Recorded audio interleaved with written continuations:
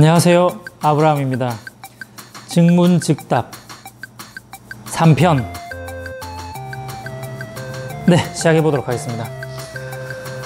요새 많은 분들이 관심을 가져주셔가지고 이거 몸둘 바를 모르겠습니다. 하루하루 구독자 늘어가는 이 재미가 지금 들려가지고 기쁘기도 하고 이래서 막 빨리빨리 이거 댓글에 답을 해드리고 싶은 이런 마음도 크고 해서 좀 빨리 찾아왔어요. 오늘은 아이디 생각하는 사람님에 대한 질문을 가지고 조금 풀어드리도록 하겠습니다. 아이디도 되게 마음에 듭니다. 생각하는 사람. 커피는 생각을 해야 돼요. 생각. 자, 이런 질문을 하셨습니다. 드론기 쓰다가 사장님 영상 보고 엔코로 갈아타려고 생각 중입니다. 자세한 설명 도움이 많이 되었습니다. 질문 2개만 드려도 될까요? 라고 얘기했는데 여기까지만 딱 들었을 때 제가 무슨 생각이 들었냐면 지금 제가 가찌야를 좀 많이 추천을 했었고, 그죠? 그리고 바라짜 모델을 좀 많이 추천을 했는데 드론기라고 하는 아주 국민 브랜드가 등장을 했어요. 그래서 드론기 이야기를 좀 하고 넘어가야 될 것 같습니다. 사실은 드론기도 한 대 제가 가지고 있거든요. 저쪽에 가지고 있는데 조만간 저 드론기로 추출하는 영상 이런 거 좀 보여드리려고 하는데 아무래도 가찌야보다는 드론기가 저렴하거든요. 되게 저렴하기 때문에 좀 커피를 입문하시는 분들은 드론기에 조금 관심이 많을 거란 말이죠. 그리고 이 가격도 싸거니와 또 디자인도 예쁘게 만드는 게 드론기입니다. 여러분 아시다시피 아이코나라고 하는 그 모델 있잖아요. 진짜 예뻐요. 진짜 신혼부부들한테 너무 많이 팔렸어요.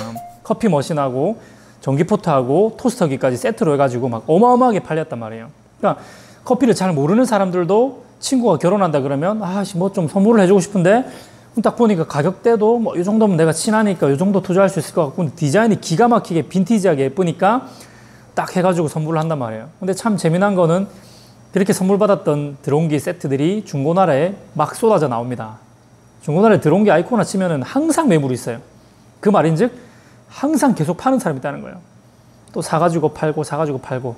자, 이런 일들이 생겨난다는 거에 대해서 여러분 생각을 좀 해볼 필요가 있어요. 왜 중고나라에 매물이 많이 뜰까라는 거. 제가 생각할 때는 2가지입니다. 하나는 진짜 좀 별로거나 써보니까 또 별로고 써보니까 또 별로고 그러니까 계속 중고 매물이 나오거나, 또 하나는 정말 좋은 건데도 불구하고 이 가치를 사람들이 잘 몰라서 판매되는 경우들이 있어요. 드론기는 그럼 어떤 경우일까요?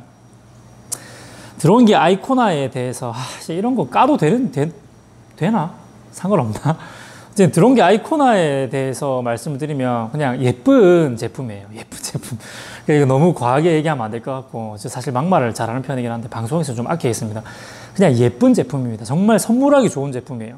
근데 커피를 정말로 좀 즐기시는 분들 입장에서는 드론기는 사실 적합하지 않아요.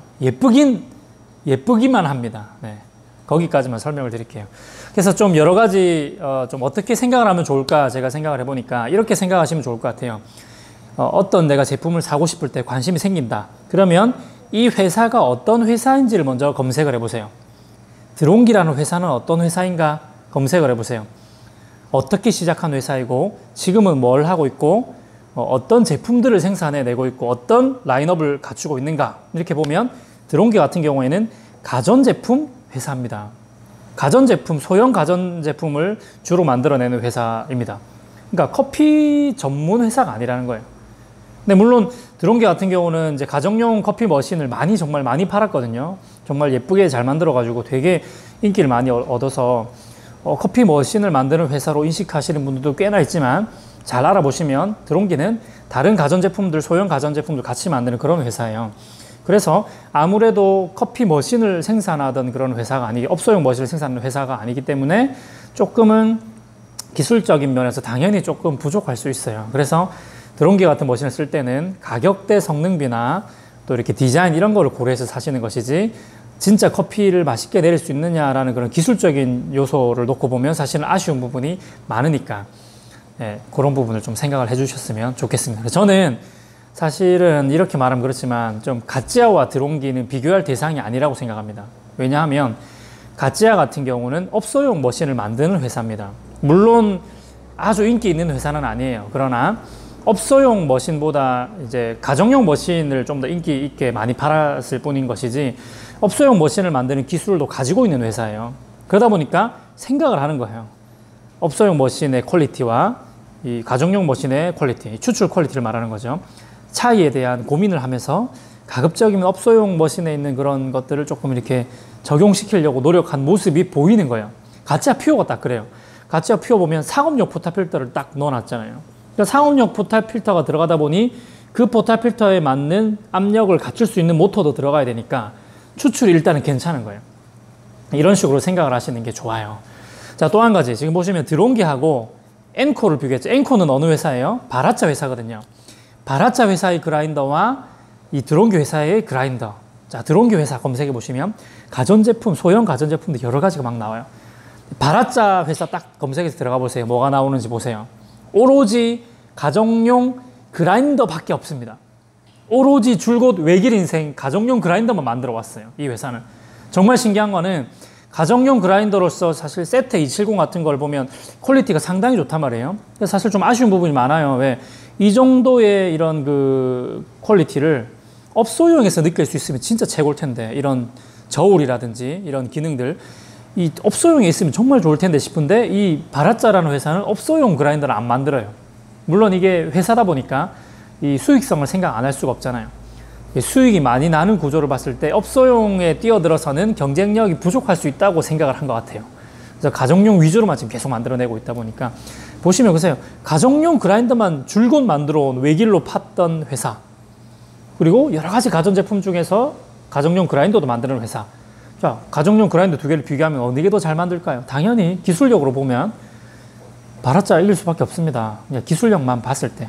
물론 우리가 제품을 구매할 때는 이것저것 가격이나 이런 거 다 봐야 되겠지만 기술력만 봤을 때는 바라짜 이길 수밖에 없어요. 그러니까 여러분들이 생각했을 때 가격을 이렇게 비교를 하잖아요. 제일 먼저 가격을 비교했을 때 이거 드론기를 사야 될까, 이 바라짜를 사야 될까 고민이 되면 사실 고민할 필요가 없는 겁니다. 네. 같은 가격대라고 한다면 아무래도 바라짜 쪽으로 가시는 게 그냥 맞습니다. 그러니까 고민을 하실 필요가 없다. 이 이야기를 먼저 좀 해드리고 싶었습니다. 그래서 브랜드가 뭘 하는 브랜드인지를 먼저 찾아보고 딱 선택을 하시는 게 조금 쉬운 방법일 수 있습니다. 자, 그러면 이제 질문하신 거 제가 답을 드릴게요. 엔코가 성능은 좋아 보이는데 내구성 문제가 있나요? 그런 후기들이 좀 보이더라고요. 라고 질문하셨는데요. 엔코가 내구성에 문제가 좀 있나? 이런 질문입니다. 이거 제가 고민을 좀 많이 해봤는데, 물론 이때까지 저도 이제 들었던 이야기들이 있고, 써봤던 사람들 피드백과, 그리고 제가 써봤던 경험을 바탕으로 이야기를 해드리자면, 제 생각에는요, 내구성의 문제는 없는 것 같습니다. 네. 저는 사실 엔코 이전에 마에스트로 쓸 때에도 몇 년을 써도 사실 고장이 안 났어요. 그 말인지, 그리고 엔코를 썼을 때도 지금 몇 년째, 3, 4년째 쓰고 있는 거고요. 그리고 제 주변에 엔코 쓰시는 분들 중에 고장 났다는 소리 들어본 적이 별로 없는 것 같고요. 말하자면, 고장이 난다. 그러니까 내구성이 떨어져서 고장이 난다. 제가 생각할 때 두 가지인 것 같아요. 하나는 뭐냐면 뽑기의 문제일 수 있고요. 하나는 뭐냐면 잘못 사용했을 수 있어요. 근데 뽑기의 문제, 바라짜 라인 중에도 물론 뽑기에 문제가 있는 제품들이 간혹 있습니다. 특히 세테 같은 경우 좀 뽑기에 문제가 있다고 좀 들었는데요. 엔코 같은 경우는 사실은 워낙 만든 지도 오래됐고 보안도 많이 돼서 사실 뽑기에 문제가 그다지 없는 것 같아요. 주변에 엔코를 사신 분들을 보면 뭐 이렇게 상태가 많이 안 좋다는 얘기를 별로 들어본 적은 별로 없거든요. 그래서 크게 뭐 있을 수도 있겠지만은 엄청나게 크지는 않은 것 같습니다.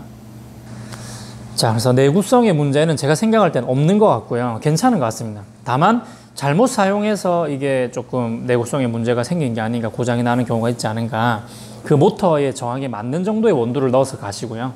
그렇게 하시는 게 맞는 것 같습니다. 두 번째 질문입니다. 분쇄도 조절할 때 작동 상태에서 조절해야 된다는데 맞는 건가요? 이 말하자면 뭐라면요. 분쇄도 조절을 할 때 꺼져 있는 상태로 분쇄도를 따로록 돌린 다음에 다시 키면 안 돌아가는 경우가 있죠. 이게 그래서 보통은 어떻게 하면 웽 돌려놓으면서 따라락, 그러니까 작동을 시킨 상태에서 분쇄도 조정하는 게 해야 된다더라, 이런 이야기가 있더라는 건데 이거 안에 맞는 거냐? 요거는 제가 답을 드리자면 두 가지입니다. 맞을 수도 있고 아닐 수도 있어요. 이게 무슨 말이냐면 이거는요, 바라짜 엔코에만 해당되는 사항이 아닙니다. 정확하게 설명을 드릴게요. 이게 진짜 오늘 핵심이거든요. 엔코에만 해당되는 사항이 아니라, 자 보세요. 날이 이렇게 아래 위로 이렇게 있단 말이에요. 날이. 특히나 이거 플랫보에서 많이 생기는 현상입니다. 코니컬에서는 잘은 안 생깁니다. 이렇게 날이 이렇게 아래에 있는데 이 원두가 이 위에서 들어오잖아요. 들어온 상태에서 날 사이에 이게 원두가 있으면, 요게 원두라고 생각해 보세요. 원두가 날 사이에 있으면 날을 가늘게 만들려고 분쇄도를 가늘게 이렇게 쪼아주면 이 원두가 낑기겠죠. 낑기다, 이거 낑기다 여러분 무슨 말인지 압니까? 끼다라는 거죠. 이렇게 끼었겠죠. 끼인 상태에서 작동을 시키게 되면 이게 모터의 힘이 좋으면 이게 돌아가가지고 팍 돌아가가지고 다시 갈아낼 텐데, 모터의 힘이 이거 끼인 정도보다 힘이 약하다면 이게 모터가 못 돌려낼 수 있어요. 이런 상황이 생기면 콘덴서가 먼저 문제가 생기고, 콘덴서가 고장이 난 다음에는 모터도 같이 영향을 받을 수가 있겠죠. 이러면 빨리 고장나는 겁니다. 내구성에 문제가 생길 수가 있다는 거예요. 근데 이거는요, 엔코에만 해당되는 사항이 아니라 모든 그라인더 다 똑같습니다. 개 중에는 힘 좋은 그라인더들도 있을 거고요.